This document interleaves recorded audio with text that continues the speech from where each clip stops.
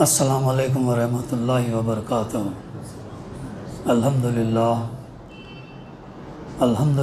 رب العالمین الرحمن الرحیم والصلاة والسلام علی رسول الکریم وعلی آلہ اصحابہ اجمعین، اما بعد، اعوذ باللہ من الشیطان الرجیم، بسم اللہ الرحمن الرحیم۔ وَإِذْ يَمْكُرُ بِكَ الَّذِينَ كَفَرُوا لِيُثْبِتُوكَ أَوْ يَقْتُلُوكَ أَوْ يُخْرِجُوكَ وَيَمْكُرُونَ وَيَمْكُرُ اللَّهُ وَاللَّهُ خَيْرُ الْمَاكِرِينَ۔ صدق اللہ العلی العظیم۔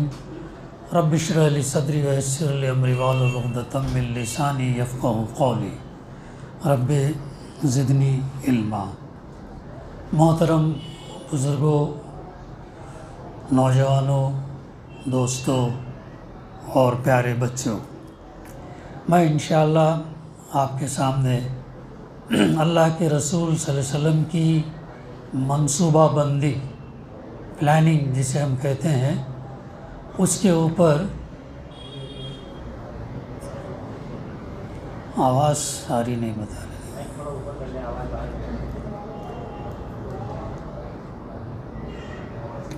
آواز ابھی آ رہی ہے؟ تو میں انشاءاللہ آپ کے سامنے اللہ کے رسول صلی اللہ علیہ وسلم کی منصوبہ بندی یعنی پلاننگ،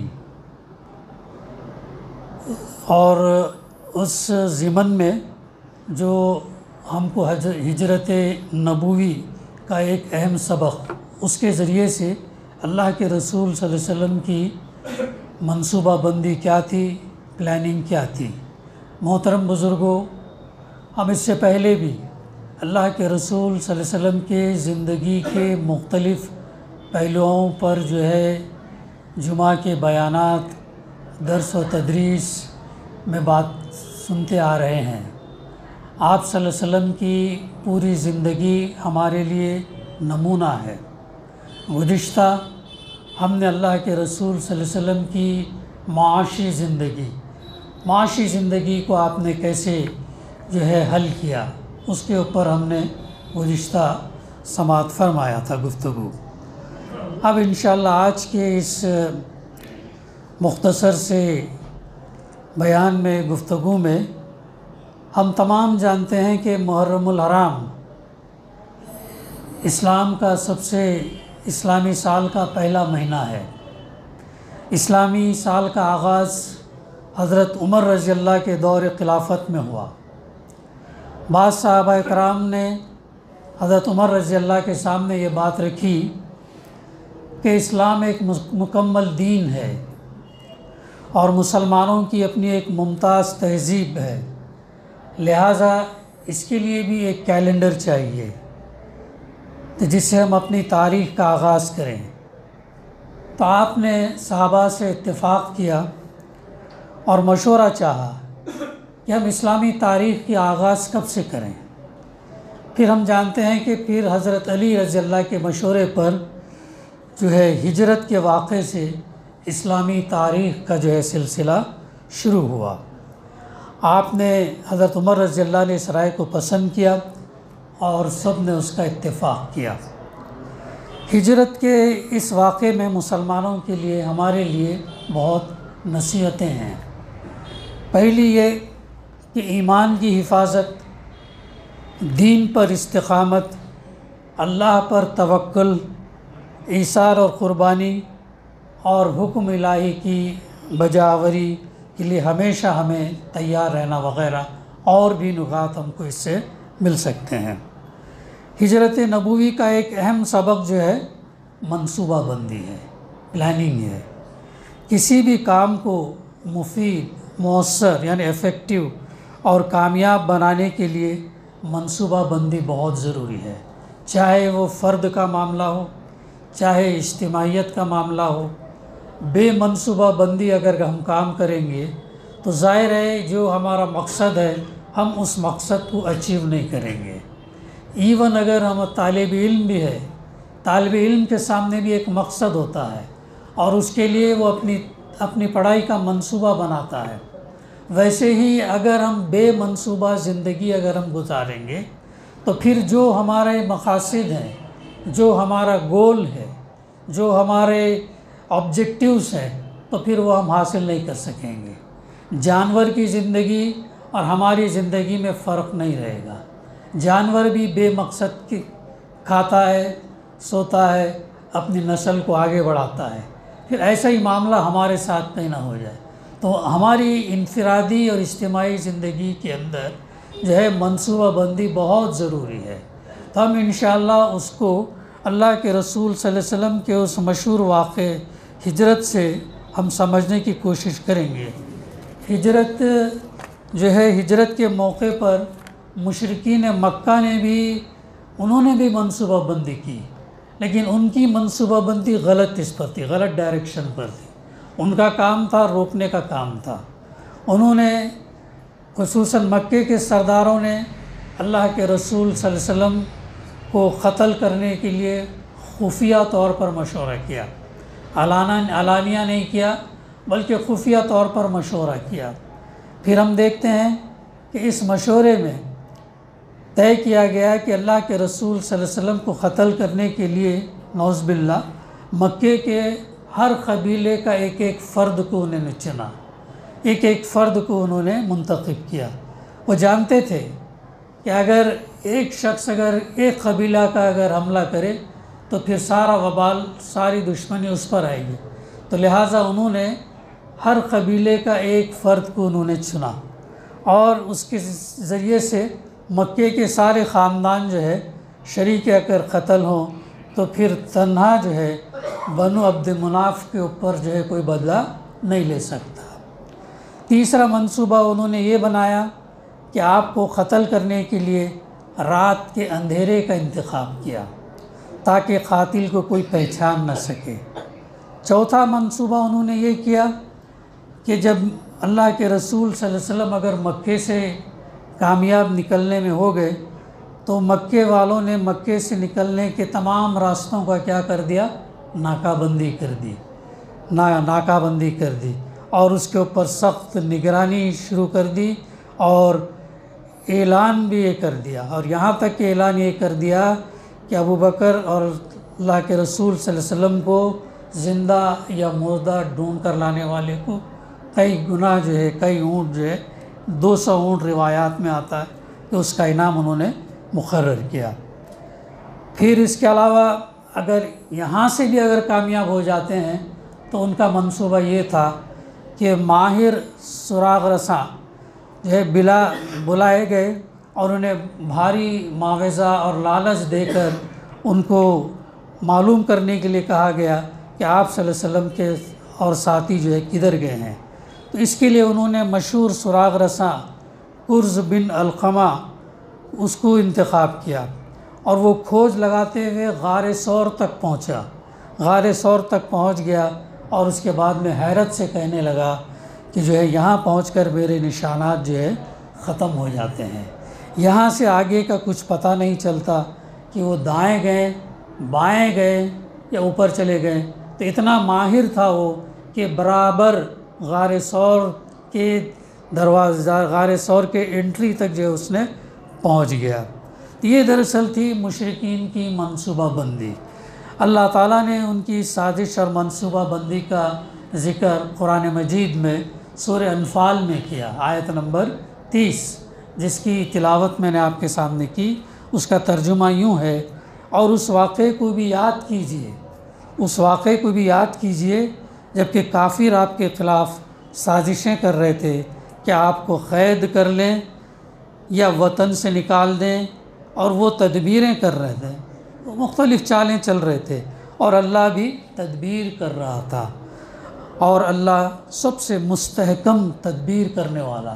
تو عزیز ساتھی، یہ ہمارا ایمان ہونا چاہیے، یہ ہمارے لیے بھی انفرادی طور پر ہو یا اجتماعی طور پر ہماری منصوبہ بندی بھی جو ہے بالکل صحیح اور مقصد کو حاصل کرنے کے لیے، اور جو ذرائع ہم استعمال کر سکتے ہیں وہ استعمال کرنا چاہیے۔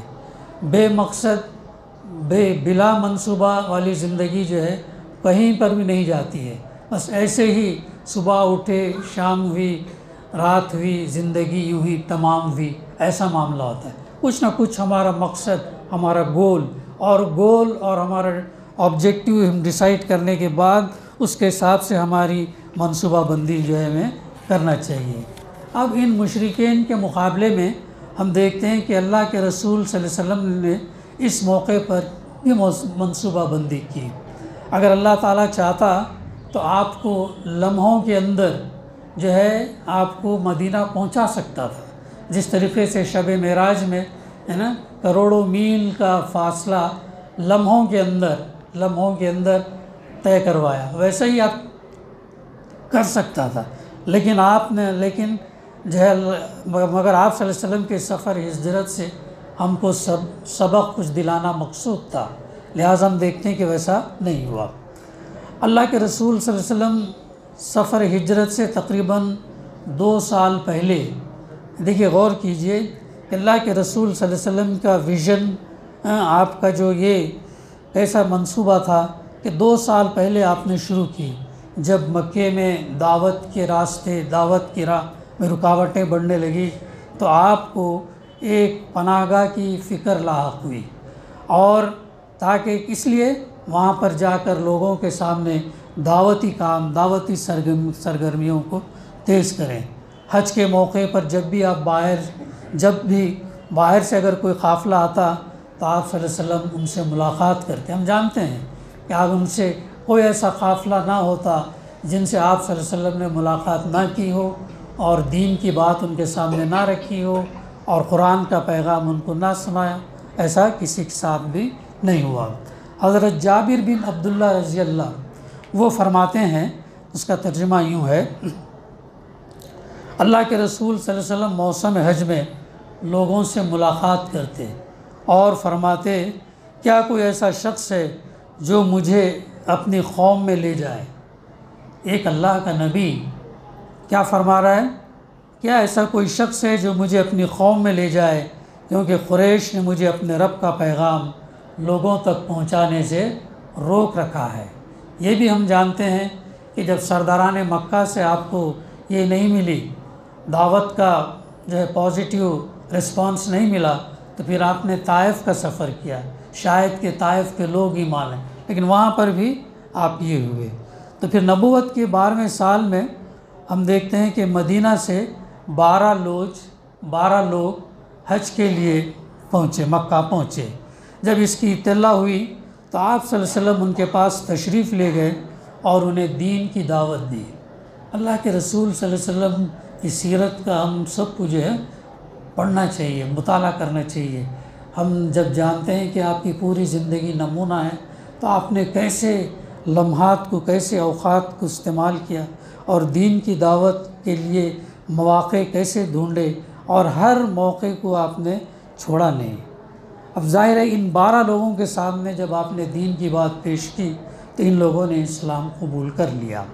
آپ صلی اللہ علیہ وسلم نے ان کے ساتھ پھر مصعب بن عمیر رضی اللہ عنہ کو بھیجا، جو اس وقت ایک نوجوان تھے، اس لیے بھیجا مدینہ تاکہ دعوت اور تبلیغ اور اس کام کو جو ہے آگے بڑھائیں۔ تو مصعب رضی اللہ کی کوششوں سے ایک ہی سال میں مدینہ کی ایک بڑی تعداد مشرف با اسلام ہوئی۔ غور کیجئے ساتھیو، ایک نوجوان جاتا ہے اور ایک سال کے اندر کئی لوگوں کو جو ہے دین کے دائرے میں، دائرہ اسلام کے اندر لے آتا ہے۔ اور پھر ہم یہ دیکھتے ہیں کہ دوسرے سال حج کے موقع پر مدینہ سے 72 افراد تشریف لاتے ہیں، اور ان لوگوں نے آپ صلی اللہ علیہ وسلم کو مدینہ آنے کی دعوت دی، آپ صلی اللہ علیہ وسلم نے ان سے دریافت کیا، کیا تم میری حفاظت کرو گے؟ آپ کے منصوبے دیکھیے، آپ کی پلاننگ دیکھیے، آپ کا ویژن دیکھیے، آپ کیسے ان چیزوں کو حل کیا دیکھیے، اور اس دین کی نشر و اشاعت میں میرا تعاون کرو گے؟ آپ نے ان سب کے سامنے سوال کیا، سب نے وعدہ کیا اور عہد کیا کہ ہم آپ صلی اللہ علیہ وسلم کی حفاظت کریں گے اور اس دین کی خدمت کے لیے اپنی جان، مال اور سب کچھ قربان کر دیں گے۔ یہ ان کا وعدہ تھا، اور بھی تفصیلات اس کے آتی ہیں سیرت کے اندر، تاریخ کے اندر آتی ہیں کہ اس میں سے ایک نے کہا کہ جانتے ہو ہم کس بات کا وعدہ کر رہے ہیں؟ ہم اس بات کا وعدہ کر رہے ہیں کہ اگر محمد صلی اللہ علیہ وسلم کو ہم مدینہ بلائیں گے تو ظاہر ہے سارا عرب ہمارا دشمن ہو جائے گا، اور سارے عرب کے لوگ ہم پر چڑھ کر آئیں گے، ہم ان کی دشمنی مول لیں گے، ہمارے تجارت اثر کریں گے، ہمارے خاندان ہمارے یہ متاثر ہوں گے۔ یہ تمام چیز کا ان کو یہ کرایا گیا، تو سب لوگوں نے کہا کہ ہاں ہم وعدہ کرتے ہیں۔ تو یہ تھا عزیز ساتھی ان کا کیریکٹر، یہ تھے ان کے اخلاق، یہ تھا ان کا ایمان اتنا مضبوط کہ جو ہے ساری دنیا کے لیے جو ہے وہ ہمارے سامنے مثال ہے۔ اور اس عہد کو بیعت عقبہ ثانیہ کہا جاتا ہے۔ پھر اللہ کے رسول صلی اللہ علیہ وسلم ہم دیکھتے ہیں کہ ان 70 افراد میں سے 12 نقیب اور سردار مقرر کیے تاکہ مدینہ میں اسلام کا کام منظم انداز میں ہو سکے، کیونکہ آپ جانتے تھے، اللہ کے رسول صلی اللہ علیہ وسلم اچھی طرح جانتے تھے کہ اگر آپ مسلمان مدینہ میں ہجرت کر جائیں گے تو مکے کے مشرک جو ہے خاموش نہیں بیٹھیں گے، تو اس لیے آپ نے مدینہ کے مسلمانوں سے بدلہ لینے کی پوری کوشش کریں گے۔ اس لیے ضروری تھا کہ مدینہ کے مسلمانوں میں دینی حمیت پیدا کی جائے اور انہیں پھر منظم، متحد اور یونائٹ کیا جائے، تو یہ آپ نے منصوبے کے تحت کیا۔ پھر ہم دیکھیں ہجرت کے تعلق سے، پھر ہجرت کا جب حکم دیا گیا تو اس موقع پر اللہ کے رسول صلی اللہ علیہ وسلم نے جو منصوبہ بندی کی، اس میں سب سے پہلے آپ نے حضرت ابو بکر رضی اللہ کو اس سفر کی اطلاع دینے کے لیے دوپہر کا وقت چنا۔ یہ چھوٹی چھوٹی چیزیں ہیں لیکن بہت اہم ہے، بہت اہم ہے۔ اتنا اسے کہتے ہیں مائکرو پلاننگ، جیسا کہتے ہیں مائکرو پلاننگ۔ تو آپ نے دوپہر کے وقت گھر سے نکلنے کا چنا، جو عام طور پر عربوں کے ہاں خیلولہ کرنے کا وقت ہوتا تھا، اور اس وقت ابو بکر رضی اللہ کے گھر جانے کا آپ کا کبھی معمول نہیں تھا۔ حضرت عائشہ رضی اللہ فرماتی کہ ایسے وقت آپ صلی اللہ علیہ وسلم ہمارے گھر آئے جس وقت کہ اس سے پہلے کبھی نہیں آئے تھے، کبھی وہ ٹائم پر نہیں آئے تھے، لیکن ہجرت کرنا تھا تو آپ نے وہ وقت کا انتخاب کیا۔ دوسری چیز، گھر سے جب آپ نکلے تو آپ نے چہرے کو کپڑے سے ڈھانک لیا، چہرے سے کپڑے کو ڈھانک لیا تاکہ کوئی آپ کو پہچان نہ سکے۔ تیسری چیز، جب آپ صلی اللہ علیہ وسلم حضرت ابو بکر رضی اللہ کے گھر میں داخل ہوئے تو فرمایا کہ غیر متعلق افراد کو یہاں سے دور کر دو تاکہ کسی کو اس راز کا پتہ نہ چل جائے جو میں تم سے ذکر کرنے جا رہا ہوں۔ یہ راز کی بات تھی اور چھپ کر نکلنا تھا، تو یہ جو ہے اس لیے غیر متعلق لوگ ہیں ان کو یہاں سے دور کر دو۔ تو حضرت ابو بکر رضی اللہ نے اطمینان دلایا کہ گھر میں کوئی غیر متعلق فرد نہیں ہے، اور جو بھی موجود ہیں وہ سب اپنے ہیں جن پر اعتماد کیا جا سکتا ہے۔ جب پورا اطمینان ہو گیا تو پھر اللہ کے رسول صلی اللہ علیہ وسلم نے حضرت ابو بکر رضی اللہ سے فرمایا کہ اللہ تعالیٰ نے ہمیں آج رات مجھے ہجرت کی اجازت دی ہے اور تم میرے رفیق سفر ہو گئے۔ اتنا ایک چوکنا، اتنا منصوبہ بنانے کے بعد آپ نے یہ خبر ان کو دی۔ پھر حضرت ابو بکر رضی اللہ کے پاس پہنچ کر آپ نے نہ صرف حکم الہی کی خبر دی بلکہ ان کے ساتھ مل کر سفر کرنے کا بھی منصوبہ بنایا۔ اس سفر کے لیے خود ابو بکر رضی اللہ نے پہلے سے کچھ تیاری کر رکھی تھی، یہ بھی ہم جانتے ہیں، سیرت کی کتابوں میں آتا ہے۔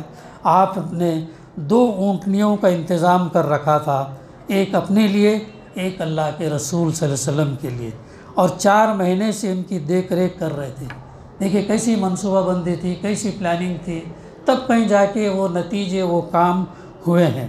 اور ساتھ ہی 5000 درہم بھی اس سفر کے لیے آپ رضی اللہ نے اٹھا رکھا تھا، رقم کا بھی انتظام تھا، بغیر پیسوں کے ایسے ہی توکل اللہ کے بھروسے پہ نہیں نکلے۔ 5ویں چیز، سفر کا منصوبہ طے کرنے کے بعد آپ صلی اللہ علیہ وسلم اپنے گھر آئے اور حضرت علی رضی اللہ سے فرمایا کہ میری چادر اوڑھ کر میرے بستر پر سو جانا، اور دشمن جو ہے تمہیں کچھ بھی نقصان نہیں پہنچائیں گے۔ یہ بھی ہم جانتے ہیں کہ وہ کیوں سلایا تھا۔ جو امانتیں تھیں وہ امانتیں سپرد کرنا تھا، اور بتا دیے تھے کہ امانت کن کن کو جو ہے وہ لوٹانا ہے۔ آپ نے یہ ترتیب اس لیے کی کہ مکے والے آپ کے بستر پر کسی کو موجود پا کر جو ہے وہ آپ یہ سمجھیں کہ آپ آرام فرما رہے ہیں۔ پھر اللہ کے رسول صلی اللہ علیہ وسلم نے یہ سفر ہجرت کے لیے رات کے اندھیرے کا انتخاب کیا، رات کے اندھیرے کا انتخاب کیا تاکہ کوئی آپ کو دیکھ نہ سکے۔ ساتویں چیز، آپ صلی اللہ علیہ وسلم رات کے ابتدائی حصے میں اپنے گھر سے نکل کر حضرت ابوبکر رضی اللہ کے گھر تشریف لے گئے۔ جب رات کا ایک طویل وقت جو ہے حصہ گزر گیا، چہل پہل تھم گئی تو راستے سنسان ہو گئے، اور لوگ نیند کی آغوش میں جب چلے تو آپ صلی اللہ علیہ وسلم نے مکے سے روانہ ہوئے۔ آٹھویں چیز، حضرت ابوبکر رضی اللہ کے گھر سے نکلنے میں بھی آپ نے پوری احتیاط سے کام لیا۔ مین دروازے کی بجائے آپ نے گھر کے پچھلے دروازے سے نکلے۔ رات کا پہر ہے، سنسان ہے، سب سو گئے ہیں، کوئی چہل پہل نہیں، اس کے باوجود بھی اللہ کے رسول صلی اللہ علیہ وسلم نے جو ہے پچھلے چھوٹے دروازے سے نکلنے کو ترجیح دی، کیونکہ عین ممکن تھا کہ دشمن اللہ کے رسول صلی اللہ علیہ وسلم کی طرح ابوبکر رضی اللہ کے گھر پر بھی نظر رکھے ہوں گے۔ اتنا محتاط اور اتنا جو ہے آپ صلی اللہ علیہ وسلم منصوبہ بنایا تھا۔ نویں چیز، جب آپ صلی اللہ علیہ وسلم مکے سے روانہ ہوئے تو مدینہ کی طرف جانے والے عام راستے کو چھوڑ کر یمن کی طرف جانے والے مکے کے جنوبی راستے کو اختیار کیا۔ عام راستہ اختیار نہیں کیا، بلکہ دوسرا راستہ، اپوزٹ ڈائریکشن والا راستہ جو استعمال کیا۔ اس کا مقصد یہ تھا کہ جب لوگ آپ کو گھر میں نہیں پائیں گے تو ضرور آپ صلی اللہ علیہ وسلم کی تلاش میں مدینے کے راستے کا رخ کریں، کیونکہ ان کو معلوم تھا کہ لوگ مدینہ ہجرت کر کے جا رہے ہیں، اس لیے مدینے کا رخ کریں گے۔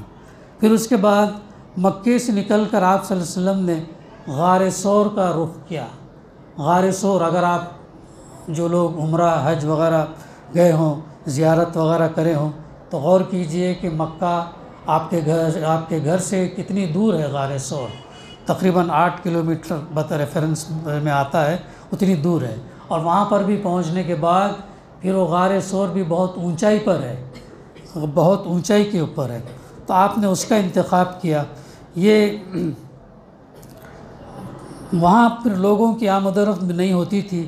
اس غار میں اللہ کے رسول صلی اللہ علیہ وسلم نے 3 دن قیام فرمایا۔ یہ نہیں کہ آپ نے فوراً نکلے، بلکہ آپ نے اس غار کے اندر 3 دن قیام فرمایا تاکہ مشرکین تلاش کرتے کرتے تھک جائیں۔ پھر آگے غار ثور میں قیام کے دوران حضرت ابوبکر رضی اللہ کے بیٹے عبداللہ کے ذمے یہ کام سونپا گیا تھا کہ وہ دن بھر مکے والوں کی سرگرمیوں پر نظر رکھیں اور رات میں آ کر خبر دیں۔ وہ رات کے ابتدائی حصے میں آپ کے پاس آتے اور فجر سے پہلے مکہ پہنچ جاتے۔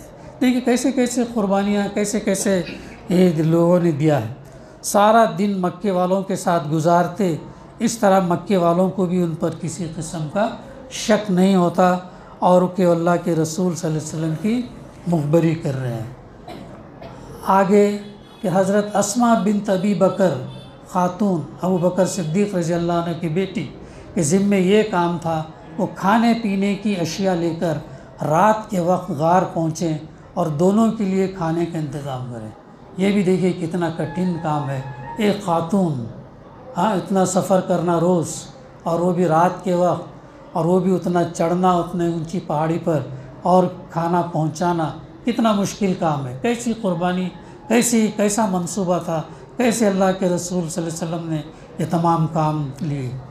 یہ کام حضرت اسماء رضی اللہ کے ذمے اس لیے کیا گیا تھا کہ کوئی ان کے بارے میں شک نہ کرے، کیونکہ ایک عورت سے بعید تھا کہ وہ رات کے وقت صحرا میں 8 کلومیٹر کا فاصلہ طے کرے، وہ بھی ان دشوار گزار پہاڑیوں میں جہاں کا راستہ پرخطر اور خوفناک تھا۔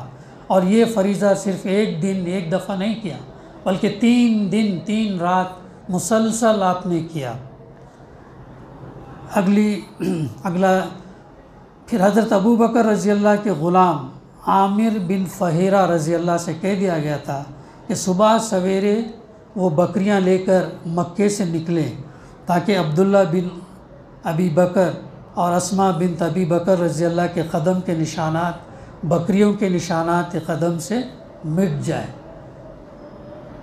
اس طرح سراغ رسانوں کی آپ تک جو ہے رسائی نہ ہو سکے، اس چیز کا بھی اہتمام، اس چیز کا بھی منصوبہ کیا کہ نشانات جو ہے وہ نہ رہیں۔ اگلا پوائنٹ، لوگوں کی نظروں سے بچنے کے لیے مدینے کے عام راستے سے ہٹ کر بحر احمر کے ساحلی راستے کا انتخاب کیا۔ یہ ایک خوفناک راستہ تھا جس سے اکثر لوگ ناواقف تھے۔ پھر 3 دن کے بعد جب آپ کو نکلنا تھا تو اور راستہ جو ہے بحر احمر سے ساحل سے جو ہے وہ راستہ آپ نے انتخاب کیا۔ اس غیر معروف راستے میں بھٹکنے کا قوی امکان تھا، اس لیے اللہ کے رسول صلی اللہ علیہ وسلم نے ایک ماہر راہ گیر کی ضرورت تھی جو امانت دار بھی ہو۔ اس کے لیے آپ نے عبداللہ بن ارقد، اس شخص کی آپ نے خدمت حاصل کی اور اس کو اعتماد میں لیا کہ وہ کسی کو جو ہے نہ بتائے، تو اس کے وہ راستہ بتانے کے لیے اس کو آپ نے تھا۔ عزیز ساتھیوں، یہ اللہ کے رسول صلی اللہ علیہ وسلم کی منصوبہ بندی تھی۔ ہمارے لیے تو ایک عام واقعہ ہے کہ ہجرت آپ نے کی، پہنچے گئے یہ سب، لیکن اس کے پیچھے اتنا سب منصوبہ جو ہے کار فرما تھا۔ تو ذرا غور کریں کہ کس طرح ایک مختصر مدت میں آپ صلی اللہ علیہ وسلم نے یہ کامیاب منصوبہ فرمایا۔ اور یہی چیز ہے کہ اللہ کے رسول صلی اللہ علیہ وسلم نے جو ہے مدینہ کی زندگی آپ کی 10 سال تھی، 10 سال کے اندر آپ نے مکمل دین، مکمل حیات زندگی کے قوانین کو نافذ کیا، امپلیمنٹ کیا۔ صرف سنایا، سنے نہیں، بلکہ جو قوانین ہیں، سود کے ہیں، چوری کے ہیں، زنا کے ہیں، حلال حرام کی باتیں ہیں، وراثت کے قوانین ہیں، یہ تمام چیزیں بھی آپ نے، یہ سب ہوتے ہوئے غزوات، سرائے ہوتے ہوئے آپ صلی اللہ علیہ وسلم نے یہ کر کے بتایا۔ تو یہ ہم یہ دیکھیں، آج امت ہماری جو ہے اجتماعی اور انفرادی میدانوں میں دونوں میں مشکلات سے دوچار ہے۔ اس کی ایک بنیادی وجہ کیا ہے کہ منصوبہ بندی کا فقدان ہے۔ منصوبہ بندی نہیں کرتے ہیں، بے مقصد زندگی گزارتے ہیں۔ جیسے ابتدا میں جو بات آئی، ایسے ہی بے مقصد زندگی، بغیر کسی مقصد کے، بغیر کسی آبجیکٹیو کے۔ حالانکہ ہمیں بتایا گیا، ہمیں یہ بتایا گیا کہ جو ہے انسانوں کو انسانوں کی بندگی سے نکال کر اللہ کی بندگی میں لے آنا، یہ ہمارا مقصد بتایا گیا۔